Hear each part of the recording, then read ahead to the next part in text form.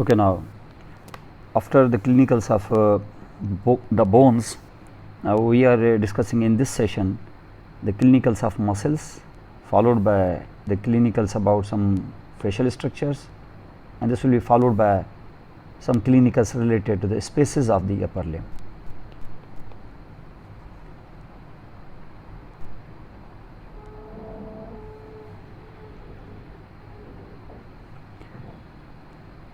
Now the first thing is the dropped shoulder and winged scapula. पहले आपको पता है, मैंने बताया भी है यहाँ पर कि ये जो स्केपुला है, स्केपुला थोड़े से केज के पीछे है, लेकिन ये थोड़े से केज के साथ कोई जॉइंट नहीं बना रहा है।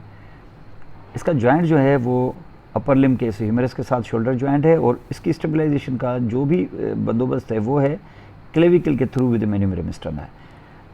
इसको स्टेबलाइज करने का तरीका ये है, इसको अपनी पोजीशन में रखने का तरीका है, it is actually the tone of the muscles, उसके साथ बैलेंस है। उसमें बैलेंस में बड़ा रोल जो प्ले करती है वो है ये मसल जिसको हम कहते हैं ट्रेपेजियस। और उसके बाद जो फ्रंट से आती है from the ribs, from the upper 8 ribs and passing in front of the subscapular fossa to be inserted on to the ventral aspect of vertebral border, जो इस तरीके से आगे से आएगी, वो सेरेटस एंटीरियर है। अगर इनमें से किसी एक मसल का, क्योंकि इन दोनों की नर्व सप्लाई अलग अलग है, और आपको पता है कि जो ट्रेपेजियस है, ट्रेपेजियस की जो नर्व सप्लाई है ये प्रॉब्ली वाहिद मसल है अपर लिम्ब का जो ब्रेकियल प्लेक्सस से सप्लाई नहीं होता। ये सप्लाई होता है 11th क्रेनियल नर्व से, उसको हम एक्सेसरी नर्व कहते हैं। तो इसका मकसद है एक्सेसरी नर्व, एक्सेसरी नर्व का स्पाइनल पार्ट अगर वो डैमेज हो जाता है किसी वजह से, तो ट्रेपेजियस मसल जो है वो पैरालाइज हो जाएगी। और अगर ट्रेपेजियस मसल पैरालाइज हो जाएगी तो क्योंकि ये उमूमन आपके स्केपुला को लिफ्ट करके रखती है, तो ट्रेपेजियस मसल के पैरालिसिस की वजह से जो शोल्डर है आपका वो ड्रॉप हो जाएगा। जैसे कोई आप हेवी बकेट या कोई बाल्टी उठाएं या कोई वजनी चीज़ आप उठाएंगे तो आपका शोल्डर डाउन हो जाएगा, क्योंकि ट्रेपेजियस जो इस टाइम पर एक एंटी ग्रेविटी मसल का रोल प्ले करेगी और शोल्डर को नीचे नहीं जाने देगी। क्योंकि अगर आप किसी भी आर्म में, अगर for example right upper limb के साथ राइट हैंड में अगर कोई आप हैवी चीज़ उठाते हैं तो ये रेडियस अल्ना को और ह्यूमरस को नीचे गिराएगा, और नीचे जब गिराएगा तो ज़ाहिर है स्केपुला भी नीचे गिरेगा। लेकिन इस स्केपुला को इस वक्त ट्रेपेजियस से कंट्रैक्शन करके, रिफ्लेक्स कंट्रैक्शन करके उसको ऊपर उठा लेगी, माने उसको नीचे नहीं गिरने देगी, तो शोल्डर आपका स्टेबलाइज रहेगा। लेकिन अगर ट्रेपेजियस काम नहीं कर रहा है, पैरालाइज्ड है because of the accessory nerve injury, तो वो शोल्डर ड्रॉप हो जाएगा। और ऐसा ही अगर सेरेटस इंटीरियर का कोई मसला है, तो सेरेटस इंटीरियर क्योंकि आपके इस इंफीरियर एंगल को ख़ास तौर पे रोटेट करता है, आउटवर्ड इसको खींचता है, तो जब इंफीरियर एंगल आउटवर्ड जाएगी तो ज़ाहिर है ये जो इसकी लेटरल एंगल है जहाँ पर ग्लेनोइड कैविटी है ये ऊपर जाएगी। अगर ये ऊपर जाएगी तो ह्यूमरस भी ऊपर जाएगा, यानी अबव शोल्डर अगर आप एब्डक्शन करना चाहते हो तो स्केपुला की रोटेशन इस तरीके से आउटवर्ड बड़ी ज़रूरी है। और इस आउटवर्ड रोटेशन का एक काम यह है कि एंगल को आप बाहर की तरफ लेके जाएं, और बाहर की तरफ लेके जाने का जो रोल प्ले करेगी lower 4 slips of serratus anterior, जबकि सारी बाकी स्लिप जो होती हैं वो इस वर्टिब्रल बॉर्डर को प्रेस करके रखती हैं अगेंस्ट द रिब्स। तो ये थोड़ा सा रोटेशन के टाइम पर जब हम ओवरहेड एब्डक्शन करते हैं जो बाहर नहीं आता, और रोटेशन में ज़ाहिर है आपके ट्रेपेजियस का भी वर्क है। तो अगर सेरेटस एंटीरियर काम नहीं करेगा तो रोटेशन आप कर सकेंगे, भले वो इंफीरियर एंगल को वो बाहर की तरफ न घुमाए तब भी, क्योंकि जो आपका ट्रेपेजियस है ये आपके एक्रोमियन को भी ऊपर उठाता है, और साथ साथ इसके लोअर बॉर्डर जो लोअर फाइबर्स हैं वो आपके उस बेस ऑफ द स्पाइन को भी नीचे गिराता है।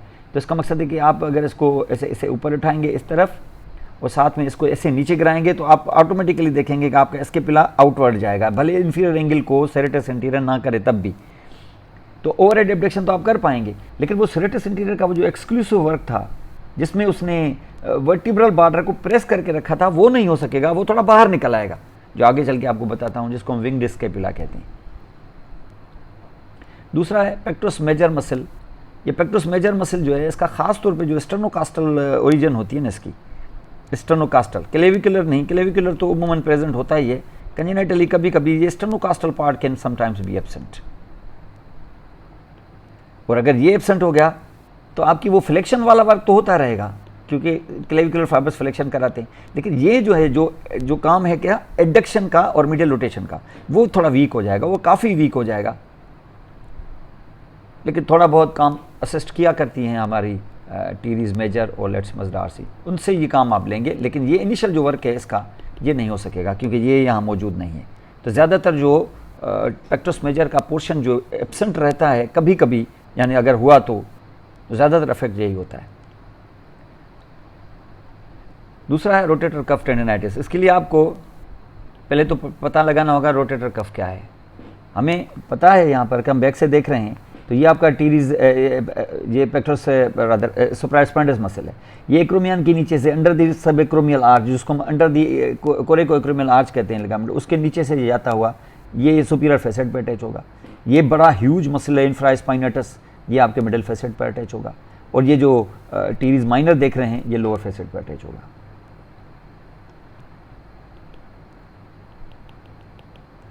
जबकि इंटीरियरली जो नज़र नहीं आ रहा है यहाँ से वो सब स्केपुलर्स होगा। तो सब स्केपुलर जो है वो मीडियल रोटेटर है। इंफीरियर इंफ्रास्पाइनेटस जो है ये लेटरल रोटेटर है। जबकि टीरीज माइनर भी जो है ये भी लेटरल रोटेटर है। सिर्फ आपका ये जो सुप्रास्पाइनेटस है ये एब्डक्टर है। और ये सारे जितने भी आते हैं उनमें से ये जो बैक से आपने ये दो मसल देखे, एक इंफ्रास्पाइनेटस और टीरीज माइनर, ये कैप्सूल को बिहाइंड से रीइंफोर्स करते हैं, अपने फाइब्रस टिश्यू देते हैं कैप्सूल को ताकि कैप्सूल रीस्ट्रेंथन हो जाए। जबकि सुप्रास्पाइनेटस जो है superior surface of the capsule को रीइंफोर्स करता है और सबस्केपुलर जो मीडियल रोटेटर है वो एंटीरियरली करता है। इसका मकसद है कि 3 साइड से कैप्सूल घिरा हुआ है by the tendons of these 4 muscles, उनमें से 3 हैं रोटेटर्स। तो वो कैप्सूल को क्या करते हैं, ज़्यादा स्ट्रेंथन करते हैं, कफिंग करते हैं उसको, इसलिए हम उनको कहते हैं द रोटेटर कफ, क्योंकि वो 4 में से 3 मसल रोटेटर होते हैं। तो this is actually called rotator cuff. अब होता क्या है इसके साथ, अगर फॉर एग्जांपल आप कोई एक्सेसिव अगर आप ओवरहेड एब्डक्शन वाली मूवमेंट्स ज़्यादा करते हैं तो ये जो आपका सुप्रास्पाइनेटस है ये अंडर द एक्रोमियन उसके साथ फ्रिक्शन करता है। हालांकि अंडर द एक्रोमियन और सुप्रास्पाइनेटस के बीच में एक बरसा होता है जिसको हम सब एक्रोमियल बरसा कहते हैं, लेकिन उसके बावजूद ये फ्रिक्शन इसकी हो सकती है और फ्रिक्शन होते होते उस टेंडन के अंदर इन्फ्लेमेशन हो जाती है। इसको हम कहते हैं यहाँ पर टेंडनाइटिस। और फिर ये टेंडन की इन्फ्लेमेशन होते होते होते इस कैप्सूल के साथ वो एडियर हो जाएगा, उसको हम कहते हैं एडिजिव कैप्सुलाइटिस या पेरिकैप्सुलाइटिस भी इसको कहते हैं, जिसकी वजह से आप अगर मूवमेंट करेंगे तो आपको फिर पेन होगा। इसको हम रोटेटर कफ टेंडनाइटिस कहते हैं। और कभी कभी ये जो आपके इसके नीचे मैं आपको दिखाऊंगा चल के आगे कि सबएक्रोमियल जो बरसा है, इस सबएक्रोमियल बरसा के अंदर भी इन्फ्लेमेशन हो जाती है, जिसकी वो कहते हैं सबएक्रोमियल बरसाइटिस। और उसके बाद कुछ डिजेनरेटिव चेंजेस वगैरह की वजह से भी सबएक्रोमियल बरसाइटिस होती है। और उसके जो अंडरलाइंग वो जो आपका सुप्रास्पाइनेटस टेंडन है ये इन्वॉल्व हो जाएगा, उसकी इन्फ्लेमेशन इस तरीके से हो जाएगी कि वो कैप्सूल के साथ एडियर हो जाएगा। इस कंडीशन को हम कहते हैं सबएक्रोमियल बरसाइटिस या सुप्रास्पाइनेटस टेंडिनाइटिस या पेरिकैप्सुलाइटिस या जो भी कहें आप, इसको फ्रोजन शोल्डर भी कहते हैं इसको। तो वो आप रेंज ऑफ मूवमेंट आपकी वो नहीं रहेगी और आपको पेन होगा। दूसरा है सुप्रास्पाइनेटस का टेंडन कभी कभी रप्चर भी हो सकता है। एडवांस केसेस में अगर रोटेटर कफ टेंडिनाइटिस अगर एडवांस स्टेजेस में मौजूद हो तो उसका जो टेंडन है आस्ते आस्ते नेक्रोटिक हो जाएगा या कैल्सिफाइड हो जाएगा और कभी कभी रप्चर भी हो सकता है। और ऐसा हो गया अगर तो फिर पेशेंट जो होगा इनिशियल 30-40 डिग्रीज तक या 20 to 30 डिग्रीज तक एब्डक्शन वो नहीं कर सकेगा। वो पैसिवली अगर आप करने में कामयाब हो जाएं तो फर्दर फिर 20 से अपवर्ड अप टू 90 कर देगा और फिर ओवरहेड एब्डक्शन भी कर सकेगा। लेकिन वो शुरू के जो 20 डिग्री एब्डक्शन है वो नहीं कर सकेगा क्योंकि ये काम सुप्रास्पाइनेटस का होता है।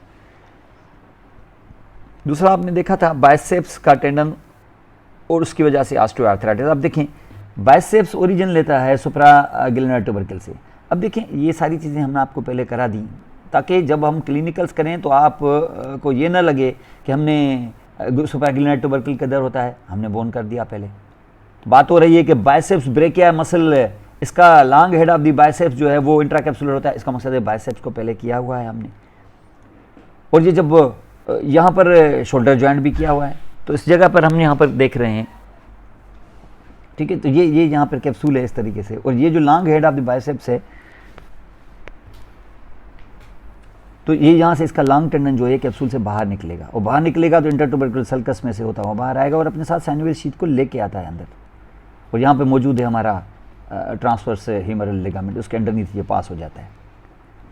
अगर शोल्डर जॉइंट के अंदर कोई ऑस्टियोआर्थराइटिक चेंजेस होती हैं तो ये टेंडन को अफेक्ट कर सकती हैं, और कभी कभी ये टेंडन जो है वो एरोड होता होता इवन रप्चर भी हो सकता है।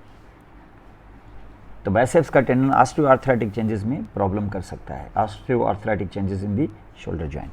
दूसरा है वॉकमन्स इस्कीमिक कंट्रैक्चर। अब यहाँ पर आप देखें कि अगर कॉमनली अगर सुप्राकंडाइलर फ्रैक्चर ऑफ दी ह्यूमरस हो जाए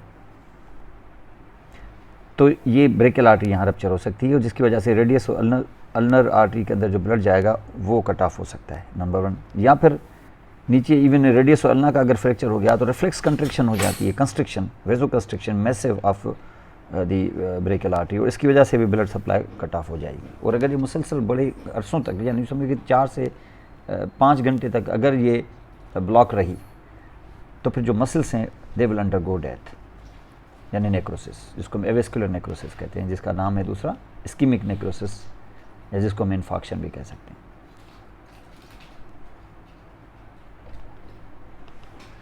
तो इसका आदि इन्फाक्शन, तो ये मसल्स इन्फाक्ट हो जाएंगे। और कौन से मसल खास तौर पे फ्लेक्सर्स, क्योंकि उनका मास बहुत ज़्यादा है, वो सस्टेन नहीं कर सकते ischemia for the longer time. और फिर एक दफ़ा जब स्केलेटल मसल डैमेज हो जाएं तो स्केलेटल मसल, कार्डियक मसल और न्यूरॉन्स ये एक दफ़ा डैमेज हो जाएं तो ये दोबारा रीजनरेट नहीं हो सकते, और जब रीजनरेट नहीं हो सकते तो उनका वो प्लेस जो है वो भर देता है फाइब्रस टिश्यू। तो अब ये फाइब्रस टिश्यू, अब मसल नहीं रहेगा, फाइब्रस टिश्यू हो जाएगा, कोलेजन फाइबर्स वगैरह, और एक दफ़ा उनमें कंट्रैक्शन जो भी होगी वो ज़ाहिर शॉर्टन हो जाएंगे, वो शॉर्टन हो जाएंगे तो वो मसल जब फाइब्रस टिश्यू में कन्वर्ट हो जाएगा और वो उस लेंथ का भी नहीं रहेगा, कंट्रैक्टाइल भी नहीं रहेगा, तो एक जगह फिक्स हो जाएगी उसकी लेंथ। तो फिर वो जो जिस जॉइंट पर लगा, जिस बोन पे लगा हुआ था, जिस जॉइंट को क्रॉस कर रहा था, वो जॉइंट वही एक्शन एक दफ़ा करके फिक्स हो जाएगा वहाँ पर। तो इसका मकसद है कि वो फ्लेक्स हालत में, अगर ये फ्लेक्सर्स हैं तो आपका रिस्ट वगैरह फ्लेक्स हालत में, या आपका एल्बो फ्लेक्स हालत में रह जाएगा। फिर ऐसे परमानेंट मूवमेंट्स को हम यहाँ पे कहते हैं कंट्रैक्चर्स, कंट्रैक्चर। अब किस वजह से हुआ है? इस्कीमिक नेक्रोसिस की वजह से, तो हम इसको कहते हैं इस्कीमिक कंट्रैक्चर्स।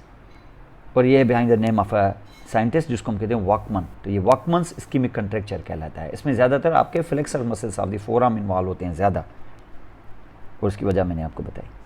दूसरा आप यहाँ पे देखें एक वर्ड है जिसको हम कहते हैं ट्रिगर फिंगर। आप देखें अपने, अगर जैसे आप अपनी उमूमन करते हैं ना, जैसे अपनी फिंगर्स को दबाते हैं या उसको फ्लेक्स या एक्सटेंड करते हैं तो उनमें से थोड़ी सी कड़ाकी की आवाज़ आती है, जैसे ये देख रहे हैं, लाइक दिस। ये उमूमन लोगों को आदत होती है ऐसे करने की। अब ये होता किस वजह से? ये पल्पेबल ऑडिबल साउंड आपको, स्नैपिंग साउंड आपको सुनाई देती है। ये वजह उसकी ये होती है कि आपके ये जो लॉन्ग टेंडेंस होते हैं ना, फ्लेक्सर टेंडेंस, ये अंदर इंटर हो जाते हैं कहाँ? अपने डिस्टल फेरेंजेस और प्रॉक्सिमल फेरेंजेस तक पहुंचते हैं, along with their synovial membranes with in fibrous flexor sheets. ये फाइब्रस फ्लेक्सर शीट्स के अंदर थ्रू उसके टनल के अंदर इंटर हो जाते हैं। उनको अपनी साइनोवियल शीट होती है, लेकिन फिंगर्स के ऊपर चढ़ी हुई होती है हमारी फाइब्रस फ्लेक्सर शीट्स, उसके अंडर पास हो जाते हैं, तो वो कवर्ड हो जाते हैं टोटल। अब होता क्या है कि लोकलाइज्ड कभी कभी लॉन्ग फ्लेक्सर टेंडेंस जो यहाँ से अंदर चले गए हैं, तो ये इनके अंदर जो फाइब्रस फ्लेक्सर शीट्स के जो प्रॉक्सिमल पोर्शन है ये थोड़ा सा कभी कभी थिकेड हो जाता है, तो ये टनल के अंदर जाने वाली जो स्पेस है वो नैरो हो जाती है। आप यहाँ पे देख सकते हो,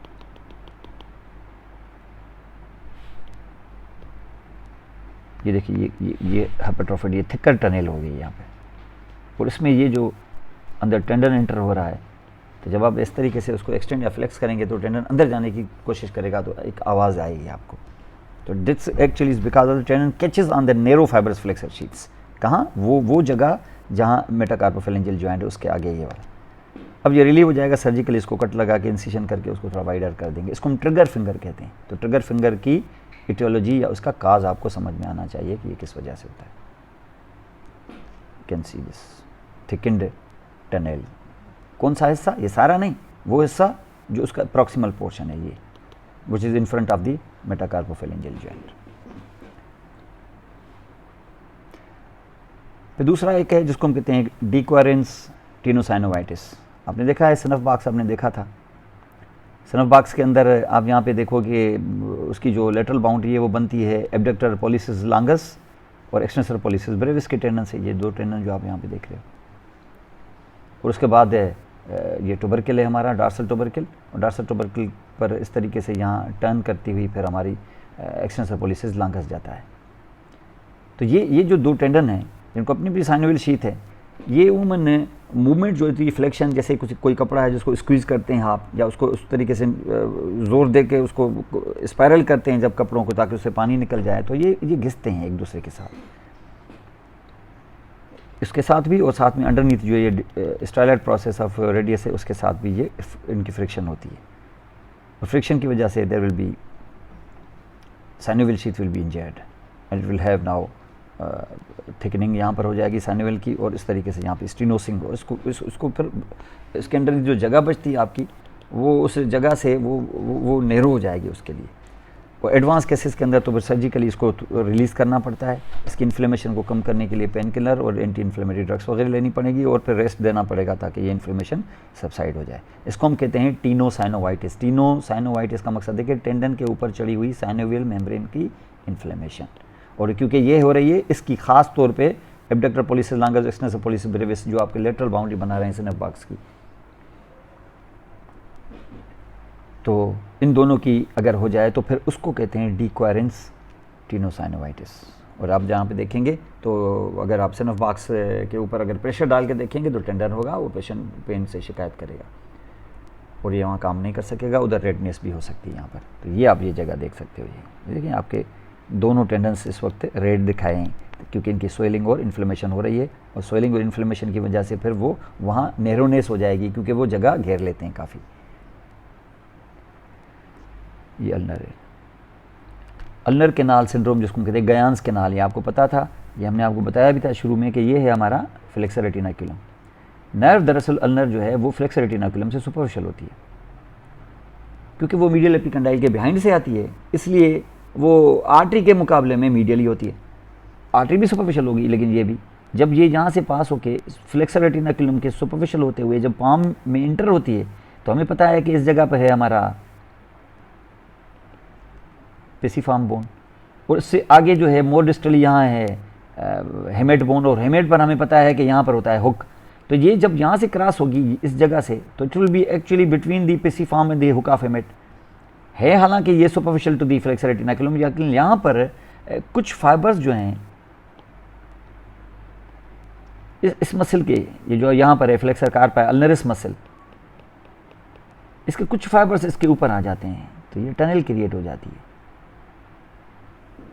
इस टनल को कहते हैं गयान्स टनल, या इसको हम अल्नर केनाल भी कहते हैं। और यहाँ अगर प्रेशर आ गया ज़्यादा, क्योंकि आगे भी आप देखें हुक ऑफ हेमेट है, पीछे भी पेसिफार्म हो, बीच में यहाँ पर उसके ऊपर ये मसल्स फाइबर्स लग गए हैं जो पेसिफार्म से लेके ये हैं basically fibrous tissue coming from your tendon of the flexor carpi ulnaris से, लेकिन फिर पेसिफार्म से हेमेट तक के इस सफ़र का नाम फिर अब टेंडन नहीं लिगामेंट पड़ जाएगा और आप उसको कहेंगे पिसो हेमेट लिगामेंट।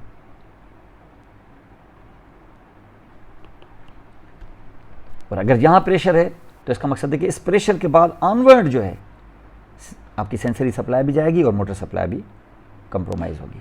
तो सेंसरी सप्लाई यहाँ से हाइपोथिनार के ऊपर की जो स्किन है वो पहले से ही सप्लाई हो चुकी है क्योंकि यहाँ ऊपर से आ गया है आपका palmar cutaneous branch of the ulnar, और यहीं से फिर डार्सल कुटेनियस ब्रांच भी मौजूद है। तो इसका मकसद है कि सेंसरी सप्लाई यहाँ तक तो अफेक्ट नहीं होगी, लेकिन फ्रंट ऑफ द फिंगर्स जो है ना आपके ये 1.5 इसकी सेंसेशन आपकी जाएगी, और साथ में मसल्स तो बहुत सारे जाएंगे, ख़ास तौर पे ल्यूम्ब्रिकल्स आपके जो हैं 3rd and 4th ये जाएंगे।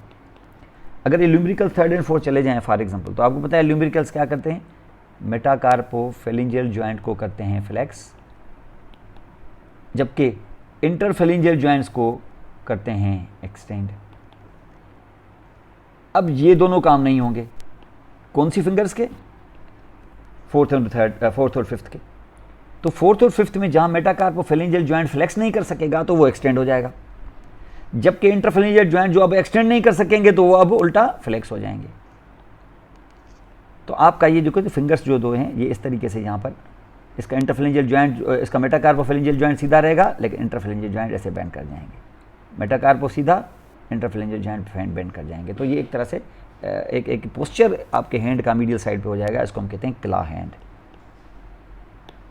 ये अल्नर नर्व की पैरालिसिस की वजह से होता है, और यहाँ अल्नर नर्व इस जगह पैरालाइज किया है इसने। इससे पहले वाली अल्नर नर्व के जितने भी मसल्स हैं वो सप्लाई होते रहेंगे। ये फोर्थ और फिफ्थ जो फिंगर्स हैं आपकी, उसमें से हो जाएगी हाइपर एक्सटेंशन ऑफ एक्सटेंशन, माना hyperextension of metacarpophalangeal of the fourth and fifth fingers and flexion of the interphalangeal joints, क्योंकि फ्लेक्सर तो उसके इंटैक्ट हैं और एक्सटेंसर मेटाकार्पोफेरेंजियल जॉइंट के वो भी इंटैक्ट हैं, तो इसको हम क्ला हैंड कहते हैं।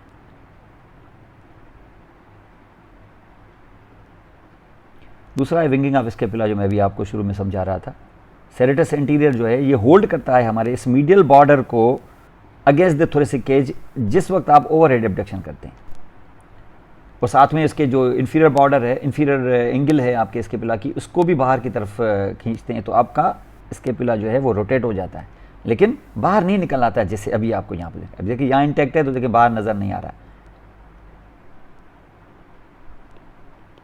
लेकिन दूसरी तरफ आप देखें जहाँ से वो पैरालाइज्ड है वहाँ से ये आपको नज़र आएगा, तो आप देखें ये बाहर निकला हुआ है, इस तरफ नहीं है। हालांकि दोनों बाजू आपने ऊपर उठाए हैं, ओवरहेड एब्डक्शन दोनों तरफ से कर रहे हैं, तो ये विंग्ड हो जाएगा इसके पहले। विंग का मकसद है कि परों की तरह आपको फील होगा, like Winx of the bird.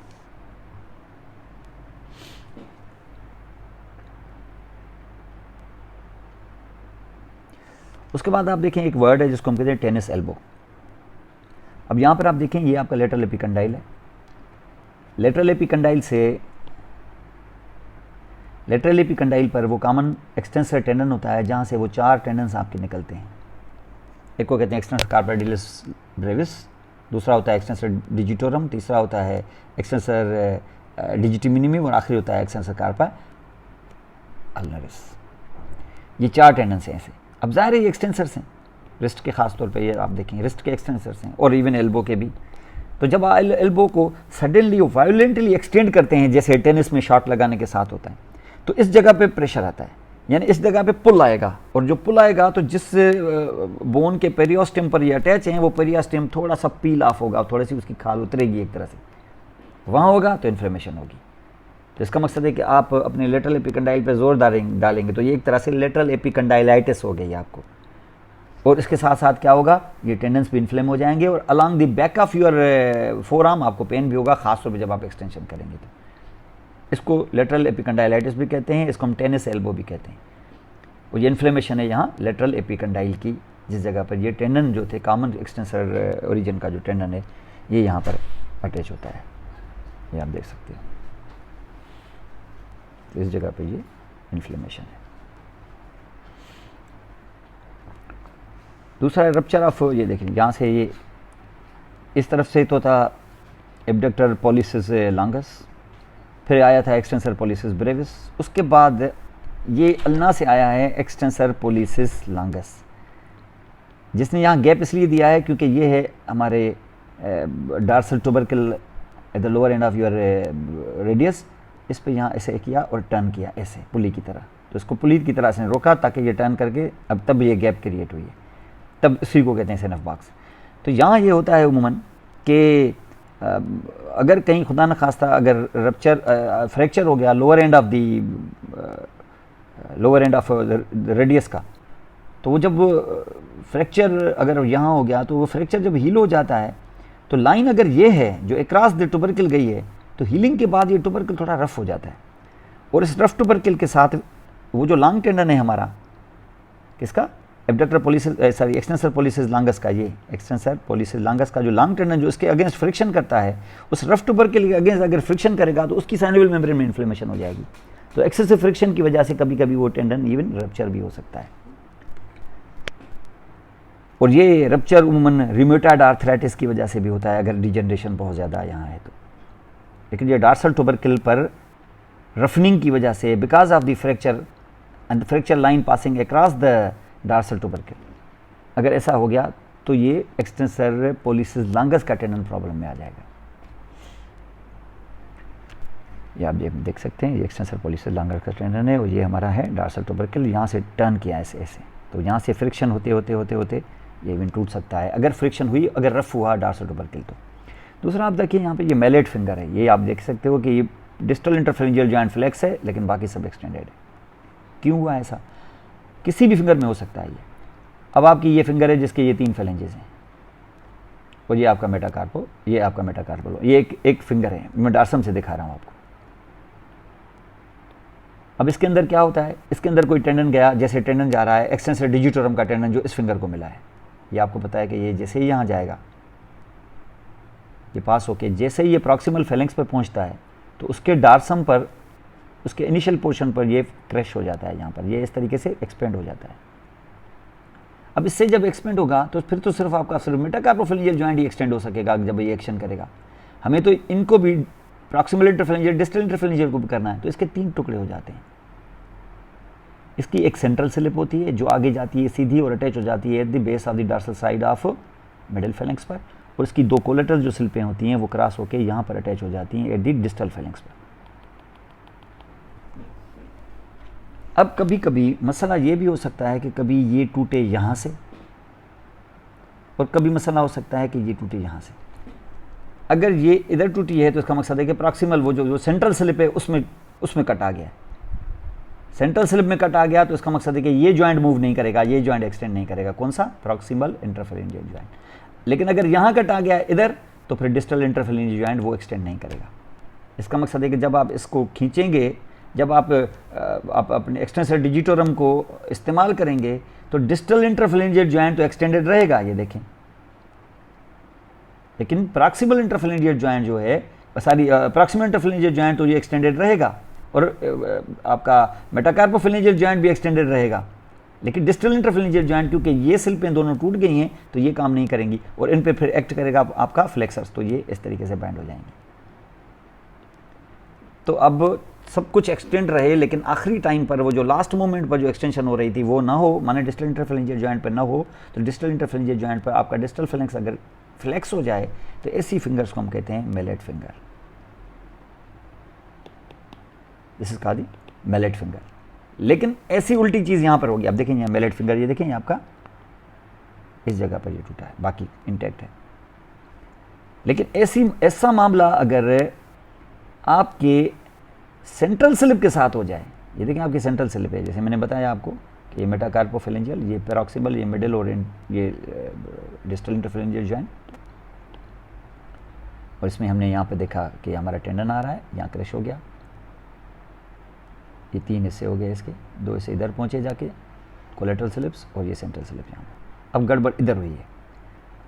अगर यहाँ गड़बड़ हुई और अब आप करते हो एक्सटेंड, तो आपका ये मेटाकार्पोफेरेंजियल जॉइंट ये भी एक्सटेंड, डिस्टल इंटरफेरेंजियल जॉइंट ये भी एक्सटेंड होगा, लेकिन जो आपका प्रॉक्सिमल इंटरफेरेंजियल जॉइंट ये नहीं हो सकेगा। ये देखिए वो फ्लेक्स हो जाएगा, ये देखें आप, ये प्रॉक्सिमल फेलेंक्स है, ये मिडिल है, ये डिस्टल है, इसके बीच का ये जॉइंट देखें आप, ये फ्लेक्स हो गया। लेकिन डिस्टल इंटरफेरेंजियल जॉइंट अच्छा खासा एक्सटेंडेड है।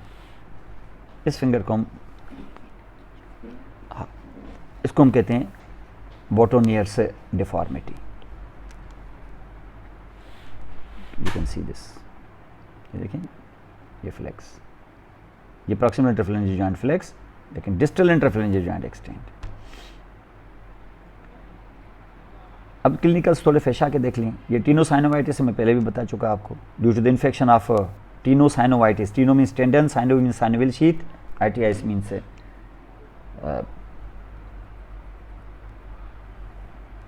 Itis means inflammation. अगर ये इन्फ्लेमेशन नहीं हो गई, अगर इस साइड से हो गई, तो इसको हम कहते हैं रेडियल बर्साइटिस। ये हमारा है रेडियल बर्सा, ये साइनोवियल शीथ की continuation of the flexor pollicis longus. जबकि ये हमारा common flexor origin, common flexor sheath है, लेकिन वो लिटिल फिंगर की तरफ जो टेंडन जाते हैं उसमें वो कंटिन्यूस रहती है, तो उसको हम कहते हैं अल्नर बर्सा। तो यहाँ अल्नर बर्सा की इन्फ्लेमेशन भी हो सकती है, और ये इन्फ्लेमेशन आगे से फिर इवन स्पेस ऑफ पेरोना तक जा सकती हैं, तो उसको हम कहते हैं रेडियल बर्साइटिस या अल्नर बर्साइटिस। ये आप देख सकते हैं ये बर्सा, और देख सकते हैं ये बर्सा, इनके साथ नहीं जाता क्योंकि गैप छोड़ने के बाद उनको फिर अपनी साइनोवियल शीथ, जिसको हम डिजिटल साइनोवियल शीथ कहते हैं, ये मैं पढ़ा चुका हूँ आपको पहले। उसके बाद आप देखें कुछ स्पेसेस आपने की हुई हैं, जैसे क्यूबाइटल टनेल सिंड्रोम।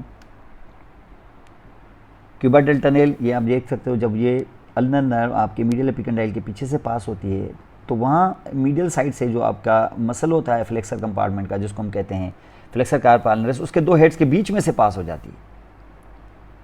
और उसके दो हेड्स जो हैं, उनके जो टेंडिनस दो हेड्स हैं, वो उनको वहाँ प्रेशर दे सकते हैं, फ्लेक्सर कार्पा अल्नरिस के दो टेंडन्स। और वो जो टनल है यहाँ से, जहाँ से वो गुजरती है, उसको हम कहते हैं क्यूबाइडल टनल। और वहाँ अगर प्रेशर आ गया, तो फिर आपके ये फ्लेक्सर कंपार्टमेंट में जो मसल सप्लाई करेगी अल्नर, वो भी जाएंगे, और वो हैंड वाले तो जाएंगे ही। और हैंड में क्या, और ये हो जाएगी किला, ये किला कहते हैं इसको। और साथ में सेंसेशन भी जाएगी, और सेंसेशन अब वो भी जाएगी, वो जो हाइपोथिनार के ऊपर की स्किन है, क्योंकि ये जो सप्लाई होती थी वो फोराम में से एक मसल जाती थी, जिसका नर्व जाती थी, जिसका नाम है पामर कुटेनियस ब्रांच, तो वो भी ज़ाहिर डिसेंसिटिव हो जाएगी। तो ये पूरा का पूरा इफेक्ट आएगा यहाँ पर ऑल अलोंग।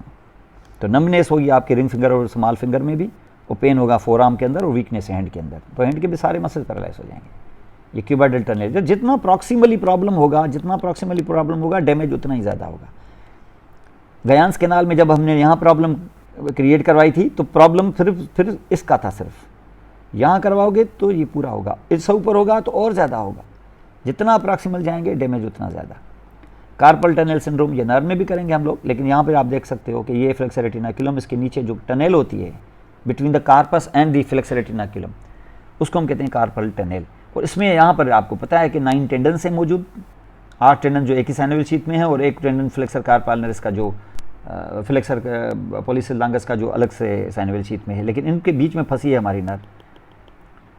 और अगर इन टेंडेंस की इन्फ्लेमेशन हो गई, टीनोसाइनोवाइटिस, या हो सकता है पीछे कार्पस में से कोई बोन जैसे ल्यूनेट और स्केफाइड वगैरह वो डिसलोकेट हो जाएं और आगे की तरफ आ जाएं, या उनके जॉइंट्स में कोई ऑस्टियोआर्थराइटिस हो, या कोई एडिमा वाली सिचुएशन हो, तो फिर ये टनल जो है और नैरो हो जाएगी, और दबाव इसका नर्व पे पड़ेगा। और नर्व पे अगर दबाव पड़ा तो आगे से क्या होगा, आगे से ये पूरा जो पोर्शन है उसकी सेंसेशन भी जाएगी, थीनार एमिनेंस के ऊपर स्किन को छोड़ के, क्योंकि इसकी नर्व सप्लाई पहले से ही आ गई है।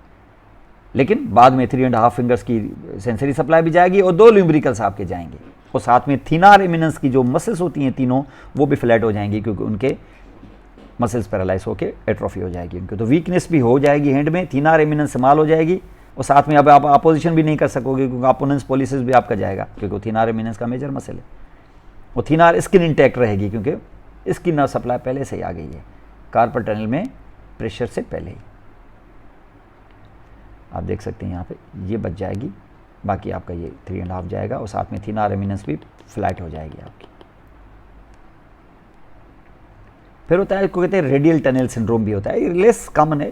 प्रेशर होगा कहाँ, जब ये in front of the lateral epicondyle pass होगी हमारी radial nerve, after it has left the radial groove, it's come into the interior compartment of your arm and it comes into the cubital fossa. तो यहाँ पर lateral epicondyle को cross करेगी, इस जगह पे जब क्रॉस करेगी तो ये इंटर हो जाएगी, यहाँ पे भी एक नैरो टनल क्रिएट हो जाता है by muscles from all sides and the fascia from above and below will be your on either side we have lot of bones there. तो यहाँ एक टनल क्रिएट हो जाता है, उस टनल में भी कभी कभी रेडियल नर्व प्रेस हो सकती है, और यहाँ अगर प्रेस हो गई तो lot of muscles here on the extensor compartment they will be paralysed. लेकिन फिर भी रिस्ट ड्रॉप नहीं होगा, वो इसलिए नहीं होगा क्योंकि रिस्ट के कुछ मसल्स पहले से ही सप्लाई हो चुके हैं। ये लेस कॉमन सिम्टम है, लेकिन ये है बैक ऑफ हैंड पर आपको प्रॉब्लम करेगा, लेकिन सेंसरी सप्लाई आपकी बैक पर वो सारी जाएगी। ये रेडियल टनल है, ये आप यहाँ पे देख रहे हो ये जगह। दूसरा तो इसको कहते हैं कंपार्टमेंट सिंड्रोम।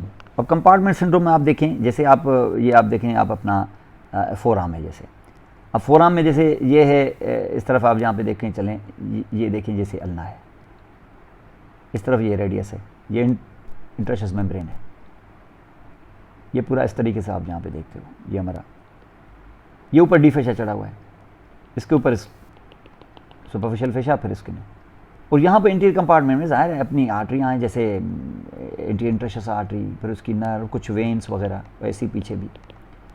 अगर यहाँ कोई इन्फेक्शन हो गई तो आप यहाँ पे देखोगे कि ये जो वेसल्स हैं ये यहाँ डायलेट हो जाएंगी, और डायलेट होने की वजह से इनसे फ्लूइड बाहर आएगा, और फ्लूइड इस कंपार्टमेंट को भर देगा, क्योंकि जगह इतनी ज़्यादा नहीं है, और ये ऊपर से जो डी फेशा है बड़ी टाइट होती है, ये एक्सपेंड होती नहीं, तो सारा प्रेशर जो है वो नीचे न्यूरोस्क्यूलर बंडल्स और मसल पे पड़ेगा।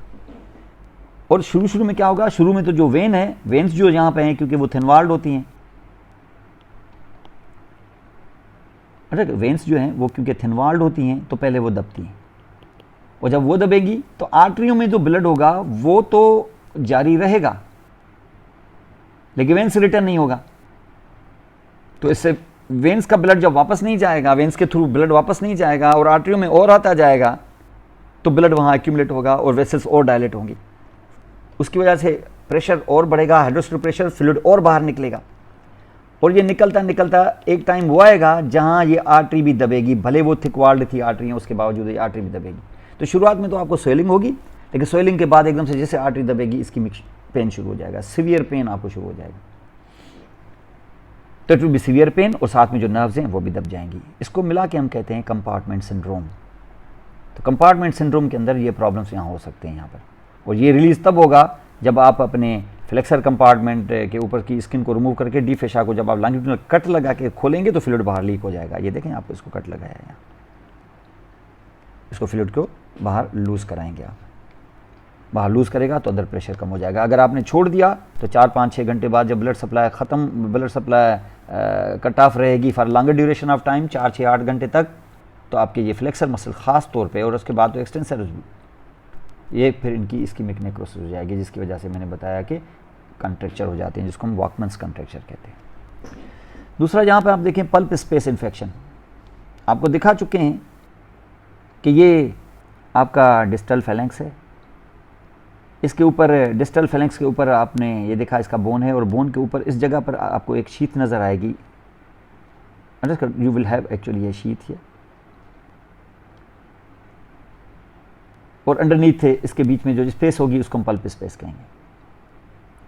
क्योंकि इस पल्प स्पेस में इस शीथ के बहुत सारे कंपार्टमेंट, बहुत सारे सेप्टा अंदर जाते हैं, तो ये पल्प स्पेस कंपार्टमेंटल हो जाती है। ये देखिए आप यहाँ से कंपार्टमेंटल होती है। ये ख़ास तौर पे अगर यहाँ पर कोई नीडल्स वगैरह लग जाएं तो बाहर से बैक्टीरिया एंट्री ले सकते हैं। ये ख़ास तौर पे थंब और इंडेक्स फिंगर में ज़्यादा होती है, क्योंकि यहाँ से हम काम ज़्यादा करते हैं। ये सब डिवाइडेड है यहाँ पर, और यहाँ अगर कोई फ्लूइड जमा हो गया तो प्रेशर एकदम से राइज करेगा, क्योंकि ये इसी स्पेस में एक ही कंपार्टमेंट में होगा, हो सकता है 2 में हो, वो फ्लूइड एकदम से फैलता नहीं है, तो प्रेशर जल्दी डेवलप हो जाता है। अब होता क्या है कि ये हमारा जो डिस्टल फेलेंक्स है, तो इसके ऊपर मैंने कंपार्टमेंटल आपको ये दिखाया। हमारी जब ब्लड सप्लाई अंदर जाती है तो ये जो आपका डिस्टल फेलेंक्स है, जो बोन है आपका, ये जो आपका बोन है, इस जगह पर लगी है क्या, इस जगह पर एक एपिफिसिस होती है, एपिफिजियल कार्टिलेज होता है, ये हमारी एपिफिसिस या डायफिसिस है। इसमें 2 एपिफिसिस नहीं होती, क्योंकि एक मिनिएचर लॉन्ग बोन है, ये मिनिएचर लॉन्ग बोन में एक एपिफिसिस होती है। अब हुआ क्या है कि ये अंदर दाखिल हुआ ना जब, तो इसका मकसद है कि ये जो आर्टरी डिजिटल थी जिसने आपके इसके बॉडी यानी डायफिसिस को सप्लाई करना था, तो उसकी डायफिसिस की supply during travelling with in the pulp space होती है, लेकिन एपिफिजियल पोर्शन को सप्लाई जो है ये आर्टरी पहले ही दे देती है।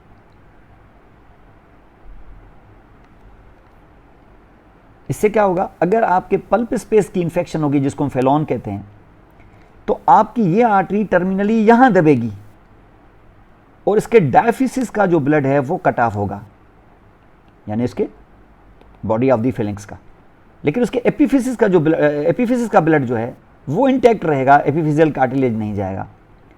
क्यों? क्योंकि उसकी सप्लाई पहले से ही आ गई है। तो ये इसमें याद रखने की चीज़ होती है कि पल्प स्पेस या फेलोन के अंदर अगर प्रॉब्लम हो गया तो ब्लड सप्लाई इस डिस्टल फेलेंक्स में कट किसकी होगी, इस डायफिसिस यानी बॉडी की, एपिफिसिस बच जाएगा। क्योंकि ब्लड सप्लाई जो है, ये जब ब्लड सप्लाई यहाँ से जाती है तो एपिफिसिस डायफिसिस को blood supply during the passage with in the pulp space मिलती है, लेकिन डायफिसिस को ब्लड सप्लाई पहले ही मिल चुकी होती है। वो स्पेयर कर जाती है, वो कंप्रेस होती नहीं। यहाँ से कंप्रेशन होगी तो ये बॉडी का ब्लड जाएगा, वहाँ इस्कीमिया होगी, एपिफिसिस बच जाएगा, और एपिफिजियल प्लेट अगर यहाँ मौजूद है तो ये फिर डिस्टल फेलेंक्स की तरफ ये ग्रो करेगा, आपकी डिस्टल फेलेंक्स दोबारा आ जाएगी। अल्नर कैनाल सिंड्रोम, ये मैंने आपको पहले बता दिया है, गयांस कैनाल सिंड्रोम जिसको हम कहते हैं, जिससे फिर वही क्ला हैंड हो जाएगा। एनाटॉमिकल सन ऑफ बॉक्स, ये आप देख चुके हो पहले, इसको इजीली पल्पेट किया जा सकता है। यहाँ पर इसका फ्लोर जो है जो बनाता है स्टाइलाइट प्रोसेस, फिर और आगे आएंगे तो इसके फाइड ऊपर, उसके बाद ट्रेपेजियम, फिर base of the first metacarpal, ये इसका फ्लोर है, और इसको ढक देंगे हम रूफ के साथ यानी डी फेशा और स्किन एंड सुपरफिशियल फेशा के साथ। और इसका कंटेंट जो था, मेजर कंटेंट वो है ये आपकी रेडियल आर्टरी। तो radial artery will be its major content.